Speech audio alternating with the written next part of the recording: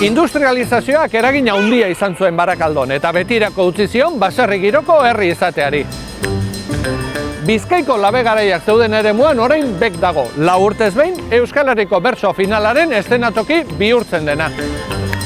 Eta bek erakustazoka erraldoia balima da, megaparda Euskal Herriko merkataritza gunerik handiena.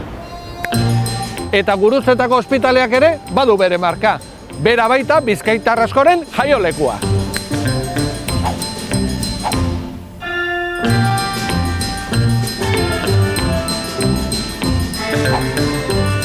Mertxe, Barakaldoko oso fama erdalduna du, zu Barakaldarra zara, nola bizi duzu hori? Txarto, oso txarto, zer nahi oso esatia, Barakaldori beti okerrena tokatzen zaio. Esan nahi dute, herririk industrializatuena izan gara, herririk kutsatuena, itxusiena, erdaldunena, txarto, esan nahi dut hori, gainera ideia hori asko errepikatzen da, erakundetatik, edabidetatik, eta kaltegarria da, izugarri kaltegarria da. Barakaldarrentzat, euskararentzat be bai, jendiak horrek motivazioan eragina du.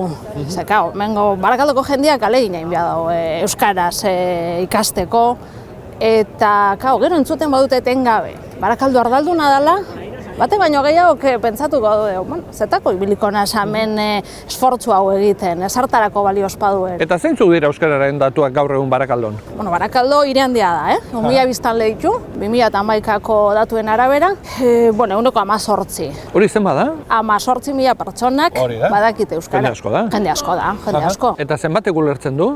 Eta ulertu, beste 28.000 pertsona inguru egongo die. Jende asko da, Erabili gutxiago egingo dela, hori bai? Askoz gutxiago. Hemen euskara oso lotuta egon da beti eskolara eta euskaltegietara. Esan dut, hemen euskaraz dakienaren profila da pertsona gaztea, gehien bat, nire mogukoa. Zari broma bada. Pertsona gaztea, etxetik kanpo euskara ikasi duena. Nik neuk etxetik kanpo ikasi dut euskara. Orduan zuk ere etxean zero? Etxean zero, bai, nik eskolan eta euskaltegietan ikasi dut. Eta azken urte hauetan erabileran aldaketarik somatu duzue?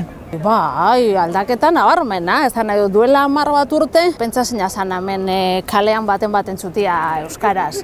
Orain adibidez, ez dakit, basoaz igerilekura eta aldageletan zauz, eta konturatu barik entzuten dozu, ama bat aurrari euskaraz. Jantzi zaitez, harinago, presaka gabiltza, ez dakit zer, hori duela 10 bat urte pentsazina zen.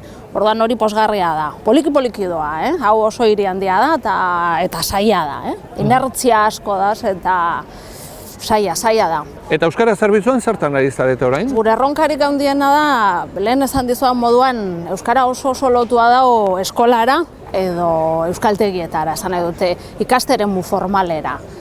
Orduan hortik atera nahi dugu euskara kalera. Alden neurrian jakina, poliki joango gara, baina nahi dugu jendeak lotzea euskara bizitza arruntarekin, ondo pasatzearekin, aizialdiarekin. Adibideren bat?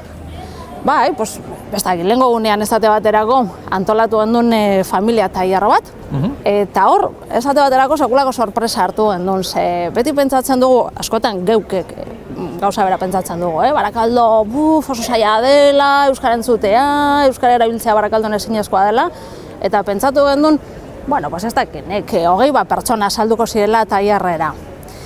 100-tik gora azaldu ziren, eta, pena izan zen, penaz ezin izan genitxuen hartu. Dana zaban pentsatuta, ez dakit 25 bat lagunentzako. Orduan, jendeak kanpoan geratu behar izan zen. Ez da seinale txarra? Ez, oso seinale hona da. Horregatik esaten dut, gauzak asko aldatzen ari direla. Askotan ez dugu ikusten, guk geuk ere, Barakaldarrok ez dugu ikusten, ez gara konstiente. Eta merkataritzan? Merkataritza hori da alorrik zaiena, momentuz, Ze, karo, hemen lehen komentau dugu, ez da? 18.000 pertsonak badakite euskaraz, beste 28.000 daz ulertu, behintzat ulertzen dutenak, baina 2 pertsonatik batek ez daki euskaraz, hemen Barakaldon, Adin batetik gorako jendiak, ostras, gehienek ez dakite. Eta, klaro, komertzio denda jabiak, zer die, adin batetik gorako pertsona die. Orduan hor zail ikusten dut. Aizu Mertxe, hori xebere aztertuko dut orain, bertatik bertara, bai? Oia esateatzen den, venga, agur.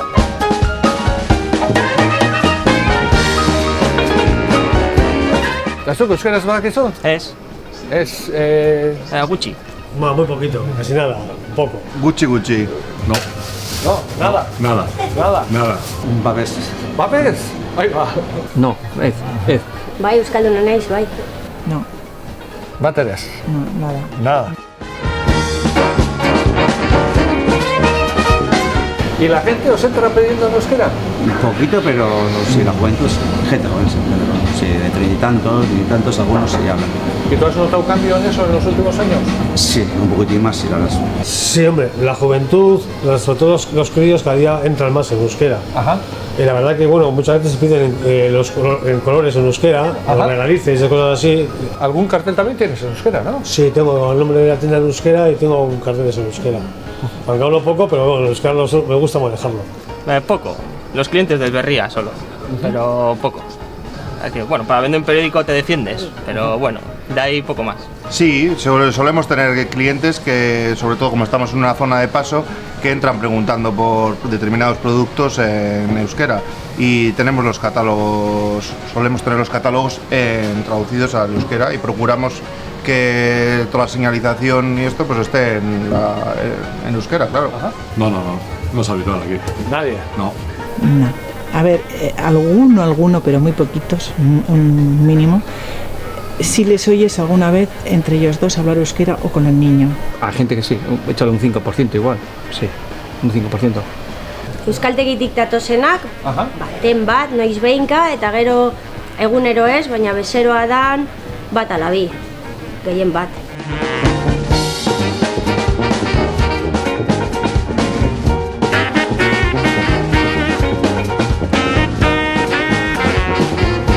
Barakaldoren erradiografia txiki bat egin dugu eta orain ikus dezagun nolako egoera bizi duten ezkerraldeko beste herriak.